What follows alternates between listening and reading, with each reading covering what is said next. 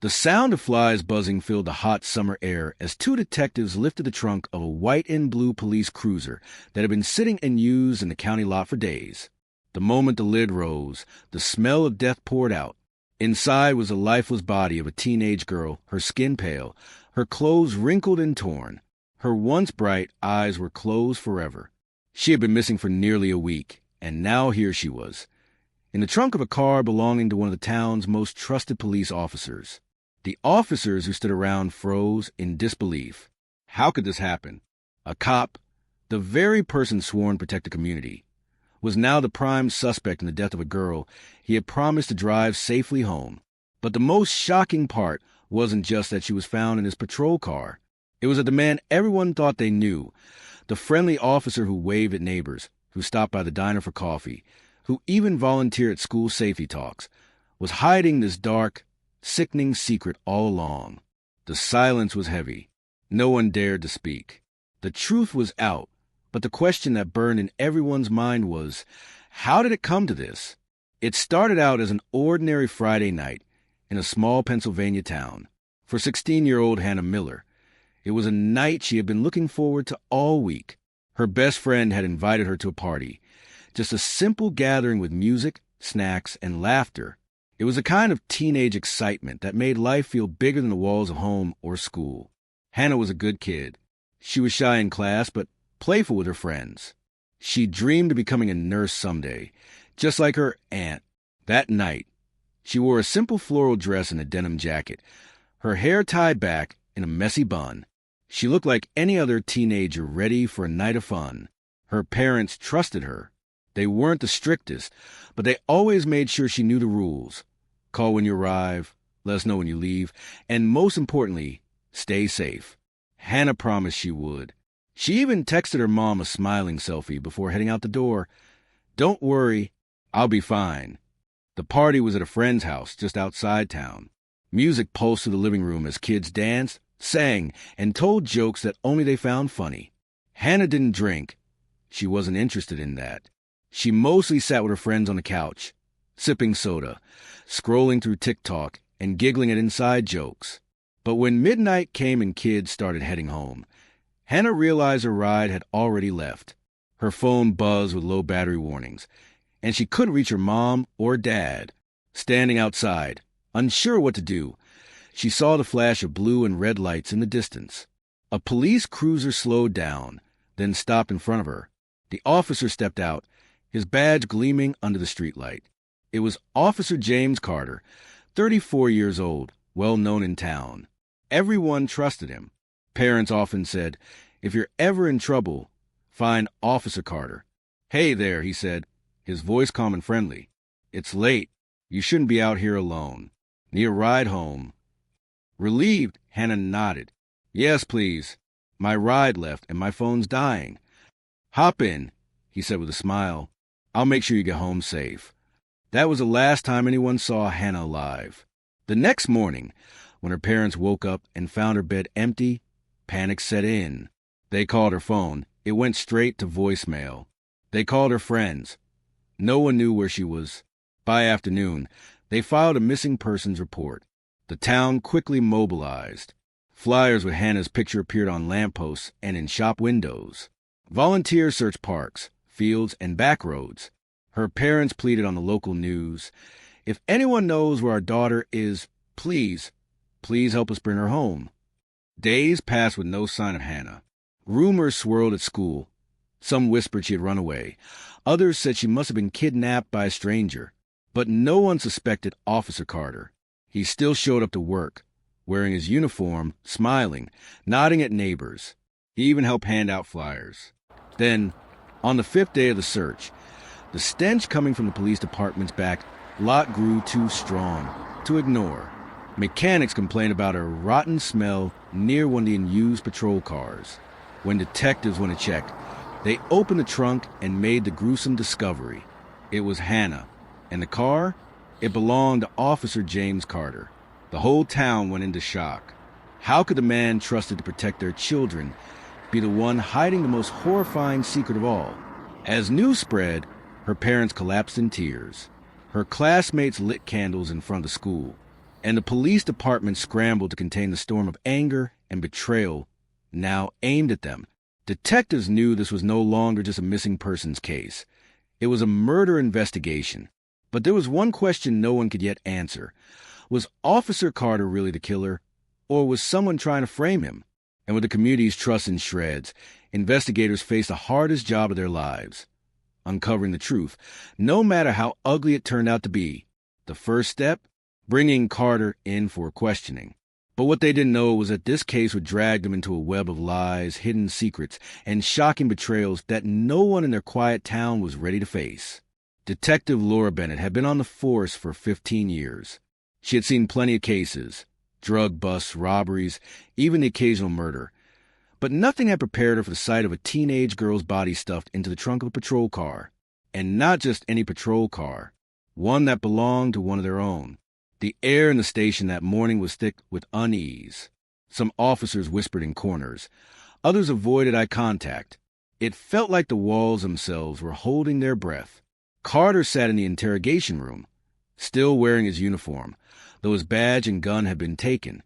He leaned back in chair, arms crossed, face unreadable. Laura and her partner, Detective Marcus Hill, entered the room. Marcus set a thick file on the table, but he didn't open it. He wanted Carter to see it, to feel the weight of it. Laura began, her voice calm but steady. "James, we need to talk about Hannah Miller." Carter raised an eyebrow. "The missing girl?" Laura stared at him. "The one we found in your trunk." For the first time, Carter's mask cracked. His jaw tightened, but he quickly forced a smirk. "That's impossible. Someone must have planted her there." Marcus slammed his hand on the table. "Planted her? In your patrol car? In the department lot? Do you know how crazy that sounds?" Carter didn't flinch. "I had nothing to do with that girl. I never even saw her." But Laura wasn't convinced. She flipped open the file. Inside were photos of Hannah, her school picture, her missing poster, and now, crime scene photos. Laura slid one across the table. "We know you picked her up. Witnesses saw your cruiser near the party that night." Carter's smirk faded. He leaned forward. "Listen, I patrol that area all the time. People see my car everywhere. That doesn't mean I had anything to do with her death." Laura studied him closely. His hands were steady, but his eyes betrayed him. They darted too quickly, like a man calculating every word. Meanwhile, outside the station, the town was unraveling. Reporters swarmed the streets, shoving microphones at anyone who passed. Parents pulled their children close, whispering warnings that once would have sounded absurd. Don't trust the police. At Hannah's school, teachers struggled to keep students calm. Some cried openly in hallways. Others sat in stunned silence. For them, the horror wasn't just that Hannah was gone. It was how she was gone, taken by someone who was supposed to protect her. Hannah's parents, Richard and Elaine Miller, sat in their living room surrounded by family. Her mother clutched Hannah's denim jacket, the same one she had worn the night she disappeared. She trusted him. Elaine sobbed. She thought he would keep her safe. The grief in that house was unbearable. Richard, normally a quiet man, punched the wall so hard his knuckles bled. "If he did this," he said through clenched teeth, "I'll never forgive myself for raising my kids to trust the police." Back at the station, Laura and Marcus pressed harder. "James," Laura said, her tone sharp now, "we're not playing games. The girl was last seen alive getting into your car. 5 days later. She's dead in your trunk. Tell us what happened." Carter leaned back, silent for a long moment. Then he said, "I was set up." Marcus scoffed. "By who? Who has access to your patrol car?" Carter shrugged. "Plenty of people. Other officers. Mechanics. Anyone in this department." Laura's stomach twisted. He wasn't wrong. The back lot wasn't exactly Fort Knox. But planting a body in a cop's car? That wasn't something just anyone could do. Still, the evidence against him was damning. He was the last person seen with Hannah. His car was where she was found. And yet, something in Laura hesitated. Carter was arrogant, yes, but was he reckless enough to dump a body in his own car? The chief barged into the room. "That's enough. We're booking him." Laura opened her mouth to object, but it was too late. Officers entered and hauled Carter out. He didn't fight. He didn't beg. He just looked at Laura with cold eyes and said, "You're making a mistake." That night, as news of Carter's arrest spread, the town felt both relief and rage. Relief that someone was being held accountable. Rage that it was someone they had trusted for so long. But as Laura sat at her desk, flipping through Hannah's autopsy report, a chill ran down her spine. The coroner had marked the time of death as 2 days after Hannah disappeared, which meant Carter couldn't have killed her the night he picked her up. Someone had kept her alive. And if that was true, then the real nightmare was only beginning. The coroner's words replayed in Laura's head like a broken record. Time of death, 2 days after disappearance. It didn't fit. If Carter had killed Hannah the night he picked her up, she would have been dead that very night. But the evidence said otherwise, which meant Hannah had been alive somewhere, scared, trapped, and waiting while her parents and friends searched desperately for her. Laura rubbed her temples as she stared at the report. The thought of that girl, just 16, alone and terrified, kept her awake long after the station lights dimmed. The next morning, the town woke to headlines splashed across every newspaper and TV screen. Police officer arrested in teen's death. Betrayal of trust. Community in shock. The case was a wildfire, and Laura knew it. But deep down, something didn't sit right. She met with Marcus in the briefing room. "This doesn't add up," she said, sliding the autopsy report toward him. Marcus scanned it, then frowned. 2 days later? Damn. "Exactly," Laura said. "Carter might be guilty of something, but this proves he didn't kill her that night. He had her alive somewhere, or someone else did." Marcus leaned back, crossing his arms. "The chief doesn't want to hear it. He's under pressure. The town wants blood. Carter's an easy target." Laura slammed her hand on the table. "But what if the real killer is still out there? What if he's watching us right now?" The investigation continued, but every step forward felt like quicksand. They searched Carter's house. Nothing. No signs of struggle, no traces of Hannah. His phone records? Clean. His computer? Wiped, as if someone had factory reset it. "Either he's the smartest cop I've ever seen," Marcus muttered, "or someone's covering their tracks real good." Then came the first false lead. A teenage boy came forward, claiming he had seen Hannah at a gas station 2 nights after she disappeared. He swore she looked scared and was with an older man, not Carter. Excited, detectives pulled the station surveillance footage. But after hours of review, they found nothing. The boy had either been mistaken or lying for attention. The lead fizzled. Days dragged on. Every time Laura thought they had a thread, it unraveled. Every time they thought they had a suspect, it fell apart. Meanwhile, Carter sat in jail, refusing to say another word. His lawyer argued the police had rushed to judgment. The public was divided. Half believed Carter was a monster. The other half believed he was a scapegoat. But Laura wasn't thinking about Carter. She was thinking about Hannah. She drove to the Miller's home one evening, not as a detective, but as a human being. Elaine Miller answered the door, her face pale, her eyes swollen from endless crying. She trusted him, Elaine whispered, clutching the photo of her daughter. He told her he'd take her home. How could he lie like that? Laura didn't answer. Instead, she sat with Elaine, listening as she spoke about Hannah's dreams, her laugh, her silly habit of leaving socks all over the house. Each detail made the case heavier, more personal. As Laura left, Richard Miller pulled her aside. "Detective," he said, his voice shaking, "don't let them sweep this under the rug. Find out what really happened to my girl. Please." Laura nodded, her heart heavy. She made a silent vow right there. "I won't stop until I know the truth." The next breakthrough seemed promising. Forensic techs found traces of carpet fibers on Hannah's clothes. Fibers that didn't match Carter's house, his car seats, or anywhere they knew he had been. Laura's pulse quickened. This means she was somewhere else. Held somewhere. They tested the fibers. The lab reports that they came from cheap industrial carpet, the kind used in old offices or storage units. So Laura and Marcus began combing through rental storage facilities, abandoned buildings, and foreclosed offices. For days they searched but came up empty. One night, exhausted, Laura sat in her car outside a shuttered strip mall. Something gnawed at her, like the answer was right in front of her, but out of reach. She was about to drive off when her phone buzzed. It was Marcus.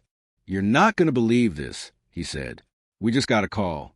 A woman says she saw Carter's patrol car parked outside an old warehouse on the outskirts of town, the same night Hannah went missing."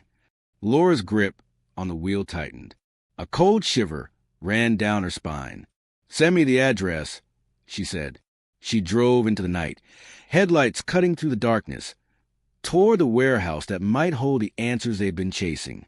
As she pulled up, the place loomed over her, silent and abandoned.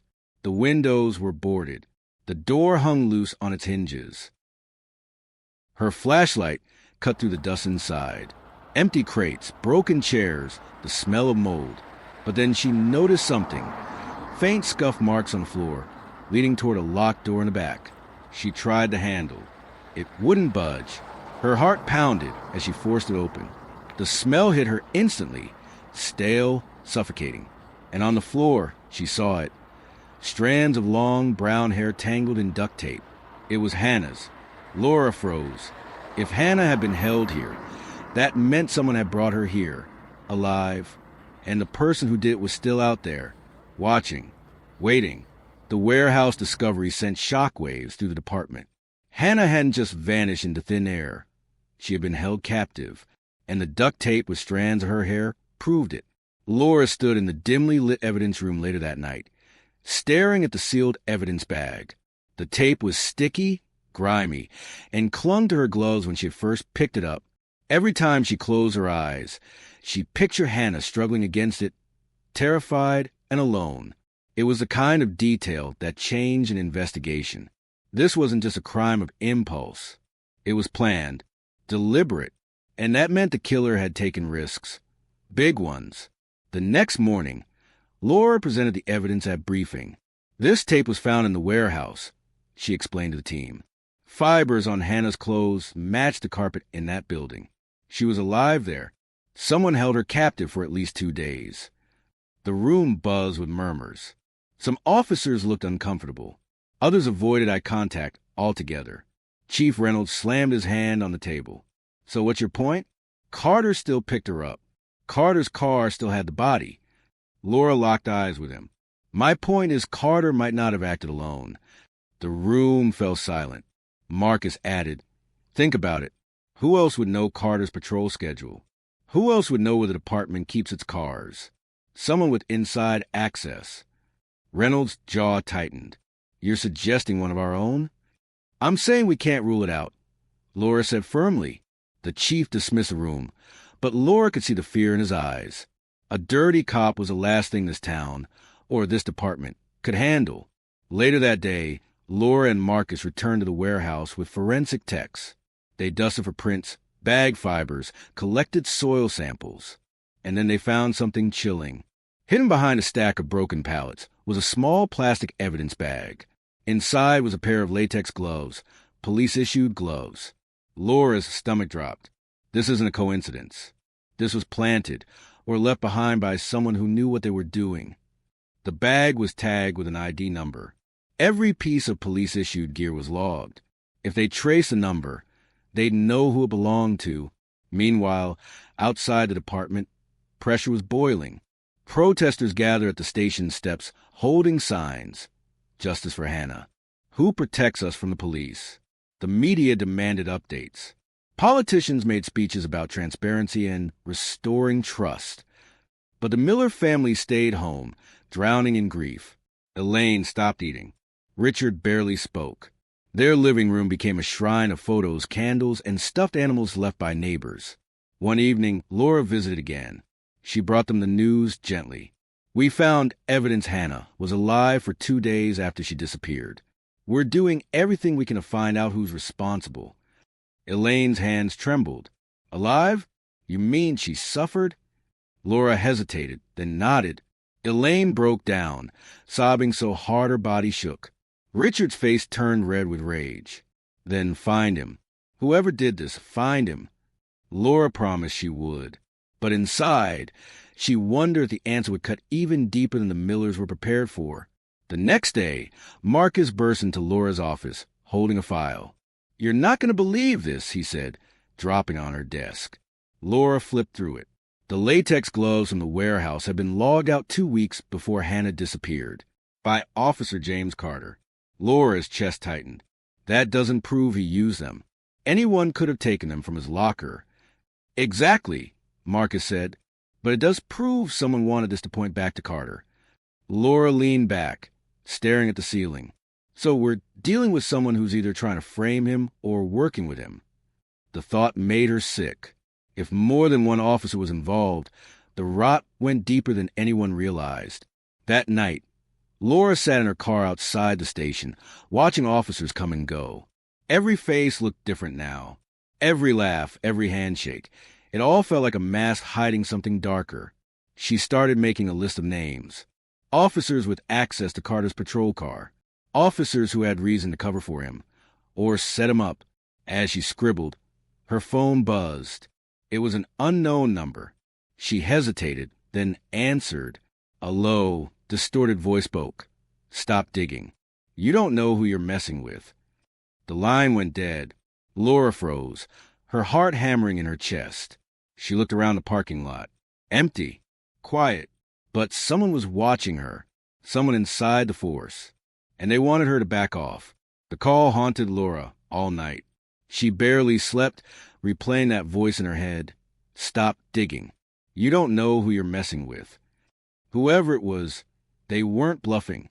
They knew she was getting close, and they were scared. By morning, Laura was in the precinct before sunrise. Marcus joined her, holding 2 coffees. "You look like hell," he said. "Didn't sleep," she admitted. "We're missing something big, Marcus. Whoever killed Hannah isn't just some predator lurking in the shadows. They've got power. They've got reach. And they're using the badge to cover their tracks."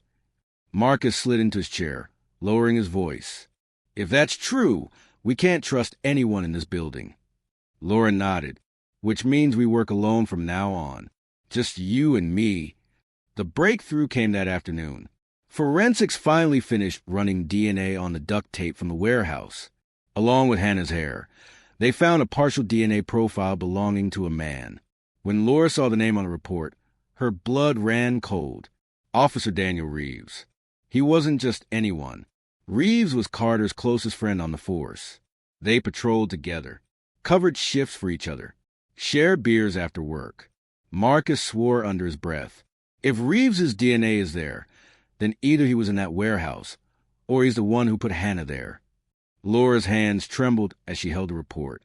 It wasn't just about Carter anymore. There was another cop involved. They called Reeves into questioning under the guise of routine follow-up. He was tall, broad-shouldered, with a square jaw and a reputation for being the golden boy of the department. As he sat across the table, Laura felt her stomach twist. "Daniel," she began, sliding the lab report across the table. "We found your DNA on evidence tied to Hannah Miller's captivity. Care to explain?" Reeves's eyes flicked to the paper, then back to her. He smirked. "DNA gets everywhere, detective. Maybe I touched something at the scene without realizing. You know how forensics can be." Marcus leaned forward. "Don't play dumb. This wasn't at a scene. This was in the warehouse where she was held." Reeves's jaw tightened. For a moment, his mask slipped, but then he leaned back, arms crossed, calm as ever. "You're reaching. You've already got Carter." "Why?" Laura studied him. He was too calm, too rehearsed.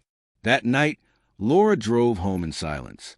But just as she turned onto her street, headlights flared in her rear-view mirror. A dark SUV followed close, almost bumper to bumper. Her pulse raced. She sped up. So did the SUV. Laura swerved down side streets, her tires screeching, her heart pounding. Finally, she pulled into a grocery store lot, hoping to lose them. But the SUV stopped at the corner, engine idling, before slowly driving off. Laura sat gripping the wheel, her hands shaking. Someone was trying to scare her off, and she was more certain than ever it was connected to Reeves.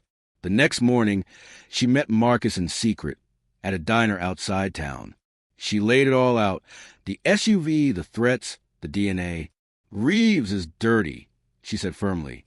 I know it, but if he's involved, then this whole department could be compromised. We can't take this to the chief. Marcus nodded. So what's the play? Laura leaned in. We dig into Reeves. Everything. His patrol logs, his financials, his off-duty habits. If he slipped once, we'll find it. The digging paid off. Marcus came back days later with a stack of records. Got something. Reeves rented a storage unit under a fake name, just outside city limits. Guess when he rented it? The same week Hannah disappeared. Laura's stomach lurched. We need a warrant. Already working on it. Marcus said. Hours later, they arrived at the storage facility with a search team. Rows of metal doors stretched down the lot, numbers faded, locks rusted. Reeves's unit was halfway down. They cut the lock. Laura's hands shook as she pulled the door open. Inside was a chilling sight. A stained mattress, ropes, empty water bottles, candy wrappers, and taped to the wall, Hannah's school photo. Laura's throat closed. She stepped back, bowel rising in her stomach. Marcus cursed under his breath. This is it. This is where he kept her. But as Laura scanned the room, she froze. On a shelf sat a police-issued radio, one that belonged to Carter. It hit her like a brick. Carter wasn't framed. He wasn't innocent. He and Reeves were in this together. The weight of the truth pressed down on Laura. Not one, but two cops had betrayed the badge. And the worst part? Reeves was still out there, walking free, maybe even watching them at that very moment. Laura looked at Marcus, her voice low but firm. This case isn't about one bad cop anymore. It's about two, and if they're willing to kill Hannah, they won't think twice about coming after us. As she spoke, a message alert buzzed on her phone. It was from an unknown number. One sentence. You should have stayed out of it. Laura's blood went cold. The text glared at Laura from her phone screen. You should have stayed out of it. Her fingers tightened around the device until her knuckles turned white. Whoever sent it wasn't just warning her. It was a promise. A threat. Marcus read over his shoulder and muttered, They're watching us right now. Laura swallowed hard. She felt exposed, like eyes were on her even inside the safe walls of the precinct. The worst part was knowing those eyes could belong to men who wore the same uniform as her. The next morning, Chief Reynolds called her into his office. The blinds were drawn, the air heavy with cigarette smoke. He looked tired, more tired than she'd ever seen him. Bennett, he said flatly, dropped the Reeves angle. Laura blinked. Excuse me? You heard me. He tapped a thick folder on his desk. The DA says the case against Carter is strong enough. Stick with that. Stop poking around Reeves. Laura's jaw clenched. With respect, Chief, Reeves's DNA was at the warehouse. He rented a storage unit where Hannah was kept. We can't ignore that. Reynolds leaned forward, his eyes sharp. Listen carefully. You keep pushing this, you're not just risking your badge. You're risking your life. You think the town's ready for a scandal about two dirty cops? You'll burn this whole department down. Laura stood frozen, rage boiling in her chest. So we just let Reeves walk free? The chief didn't answer. He simply lit another cigarette, his silence speaking louder than words. Laura left his office shaking. She knew now. It wasn't just Carter and Reeves she was up against. It was the entire system protecting them. That night, Laura sat alone in her car, staring at Hannah's photo pinned to her dashboard. The girl's innocent smile cut like a knife. For the first time in her career, Laura questioned everything. Was she really strong enough to take this on? Or was she just putting herself, and maybe even Marcus, in the line of fire for nothing? Her phone buzzed again. Another text. You won't make it a trial. She dropped the phone onto the seat, her hands trembling. This was her darkest hour. She had never felt so small, so powerless. The threats escalated. Her apartment door was found ajar one evening, though she was sure she'd locked it.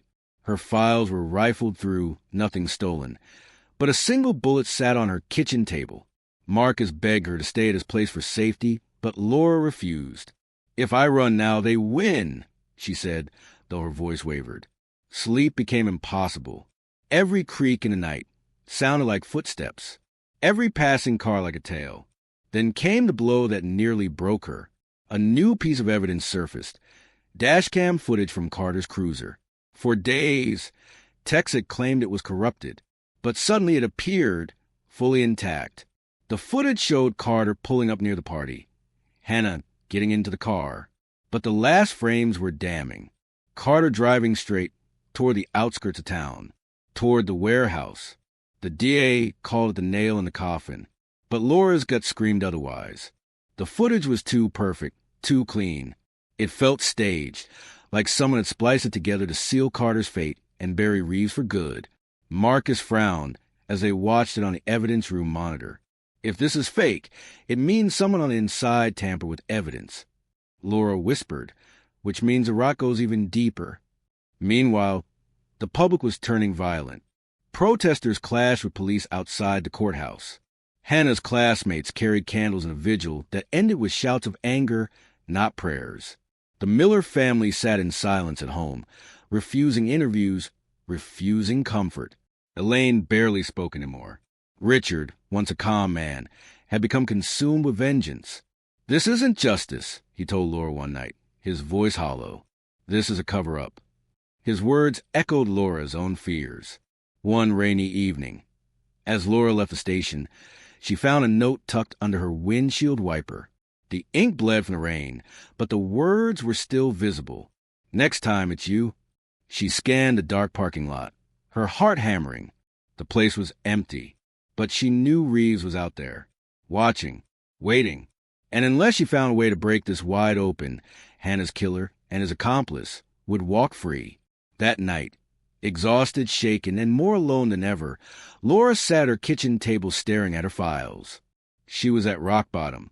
The case had swallowed her whole. But then her eyes landed on something she had overlooked before, a timestamp on the dashcam footage. The date stamp was off by exactly 4 hours. It was a tiny detail, one most people wouldn't notice, but to Laura it was everything. Her eyes widened. Her pulse raced. The footage wasn't just suspicious. It was manipulated, and whoever faked it had just left their first crack wide open. Laura leaned back in her chair, staring at the timestamp on the dashcam footage. For hours off. For hours that changed everything. If Carter really had driven Hannah to the warehouse that night, the dashcam should have matched the official dispatch logs. But it didn't. Someone had altered the footage, shifted the timing to frame Carter completely. Laura's exhaustion vanished, replaced with sharp clarity. This is it. This is a crack. She called Marcus immediately. "Meet me at the diner. Now." The rain was steady as they sat in the back booth, files spread between greasy menus and half-empty coffee mugs. Marcus tapped the footage report. "So, whoever edited this wanted it airtight," he said. "They didn't count on us catching the timestamp." Laura nodded. "Which means we're not just dealing with killers. We're dealing with someone who knows how to manipulate evidence. And only a cop would have that kind of access." Marcus frowned. "Reeves." "Exactly." Laura's voice was steady, but her hands trembled around the coffee mug. "He's the one pulling the strings. Carter may be guilty, but Reeves is the brain, the planner." Marcus leaned in, lowering his voice. "So, how do we nail him?" "We can't take this to the chief. He'll shut us down before we get a warrant." Laura's eyes hardened. "We set a trap. We make Reeves think we got more than we actually do, force him to act. And when he does, we catch him." The plan was risky, dangerous. If Reeves suspected for even a second that they were bluffing, it could cost them their lives. Laura arranged for a quiet leak, a rumor, spread carefully through back channels, that new forensic evidence had been discovered. Evidence tying someone other than Carter directly to Hannah's captivity. She knew Reeves would hear it, and when he did, he'd panic. Days passed with agonizing slowness. Laura felt the tension building like a storm. Every time her phone buzzed, every time she turned her key in ignition, she expected something to happen. And then one night, it did. Laura left the precinct late. The parking lot was nearly empty, street lamps flickering. As she approached her car, she noticed the driver's door was slightly ajar. Her chest tightened. Slowly, she pulled her weapon, her pulse thundering. She yanked the door open and froze. Sitting on her driver's seat was a manila envelope. Inside were photos, dozens of them, all of her, leaving her apartment, eating at the diner, sitting in her car, head bowed over files. At the bottom was a note. "This is your only warning. Stop or you'll end up like her." Laura's stomach churned. Reeves was watching her every move. The next morning, Laura and Marcus met again. He's rattled. Marcus said after hearing about the photos, "That means he's nervous. And nervous men make mistakes." Laura nodded grimly. "Then we push harder." They dug deeper into Reeves's finances, combing through records the chief had conveniently ignored. And that's when they found it. Unexplained cash deposits, large ones, made around the time Hannah disappeared. Marcus whistled. "Looks like somebody got paid." Laura's voice was cold. Paid to keep quiet, or paid to make her disappear. The trap was nearly set. That evening, Laura and Marcus waited in an unmarked car near Reeves's house. The street was quiet, the only sound the distant hum of crickets. Hours passed. Then, just after midnight, Reeves emerged. Not in uniform, but in dark clothes, a hood pulled low. He carried a duffel bag and loaded it into his truck. Marcus whispered, "He's on the move." Laura's heart pounded as they followed at a distance. Reeves drove out of town, down back roads, until he reached a wooded area near the river. They killed their headlights, watching as he hauled the bag into the trees. "This is it," Laura whispered. They moved in, careful, silent. And then they saw what was inside the bag. Rope, gloves, a burner phone, and folders, department files, shredded and half-burned. Evidence. Reeves was destroying it. Marcus raised his gun. "Daniel Reeves." "Drop the bag." Reeves spun, eyes wide. For the first time, Laura saw fear crack through his mask. But then he smirked. "You don't know what you're dealing with, Bennett. You think this is just me and Carter? You have no idea how deep this goes." Laura's blood ran cold. "Then start talking." Reeves laughed. "You'll be dead before you get close." And then he bolted. Laura and Marcus tore after him through the trees, branches slashing at their arms, mud sucking at their boots. Reeves was fast, desperate. Laura's lungs burned as she pushed harder, refusing to lose him. Up ahead, Reeves stumbled, crashing to ground. Laura pounced, tackling him into the dirt. Her gun pressed at his temple. "Game's over," she hissed. But even pinned, Reeves smiled. "You caught me, but you'll never stop what's coming." Laura's chest tightened. His words weren't just bravado. They were a warning. Reeves was cuffed and dragged back to the station. The duffel bag was secured as evidence. But Laura couldn't shake his final words. If Reeves and Carter weren't acting alone, then who else in the department had blood on their hands? And could she survive long enough to expose them? The station was restless the night Reeves was dragged in. Officers whispered in corners, some glaring at Laura as if she had crossed an invisible line. To them, she hadn't just arrested a fellow cop. She had shattered the shield of silence that kept their world intact. Laura didn't care. She had Reeves in custody, and the duffel bag with files and supplies to prove his guilt. But she knew it wasn't enough. Reeves wasn't just covering for himself. His smug words echoed in her mind. "You think this is just me and Carter? You have no idea how deep this goes." She had to push harder. The interrogation room was cold, a single buzzing light above.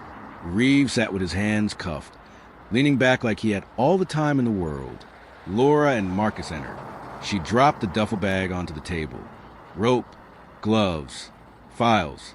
Hannah's photo on your warehouse wall. Your DNA on the duct tape. You're done, Reeves. Reeves chuckled. "Done? No, detective. You're the one who's finished." Laura leaned forward, her voice low. "Tell me who else is involved." "Now!" Reeves smirked, but when Marcus slammed his fist on the table, the mask cracked. Sweat beaded his forehead. Finally, Reeves spoke. "It wasn't just me and Carter. The chief knew. Hell, he helped. Carter panicked after Hannah died, didn't know what to do. Reynolds told us to dump her in Carter's trunk, make it look like one dirty cop went rogue. Protect the department. Protect the badge. Laura's stomach lurched. The chief, her boss, the man who told her to drop the case, was part of it all along. Why? Marcus demanded. Reeves laughed bitterly. Why? Because the badge comes first. Always. You don't air dirty laundry in front of the public. You cover it up. That's the code. Laura felt sick. Hannah had been reduced to collateral damage in a game of power and control. The next hours were chaos. Laura and Marcus secured Reeves' statement on tape. They moved fast, contacting the DA directly, bypassing the chief. Warrants were issued, evidence seized, and then came the hardest part, taking down Chief Reynolds. When confronted, Reynolds didn't beg or deny. He simply stared at Laura with tired eyes and said, "You think exposing me will fix this? The people don't want the truth. They want to believe we're heroes. You've doomed us all." Laura's voice didn't waver. "No, you doomed yourself when you chose to protect killers instead of victims." Reynolds was arrested on the spot. The trial that followed was one of the most watched in the state. Carter, Reeves, and Reynolds faced a mountain of evidence. The jury listened to recordings, saw the photos, and read the forensic reports. Hannah's parents sat through every agonizing day, holding hands, their grief heavy but their resolve unshaken. In the end, justice came down swift and harsh. James Carter was convicted of kidnapping and murder. Daniel Reeves was convicted of conspiracy, tamper with evidence, and accessory to murder. Chief Reynolds was convicted of obstruction of justice and conspiracy. All three were sentenced to life without parole.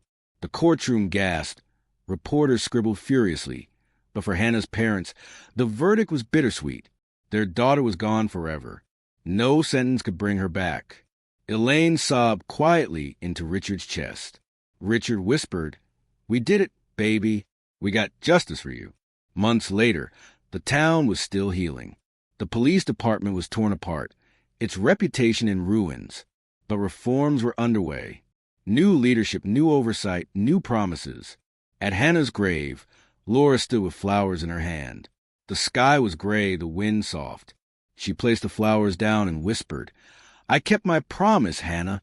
They'll never hurt anyone else again." Her phone buzzed in her pocket. Another case, another family needing answers. But Laura stood a moment longer, letting the silence settle. This case had broken her, tested her, nearly destroyed her.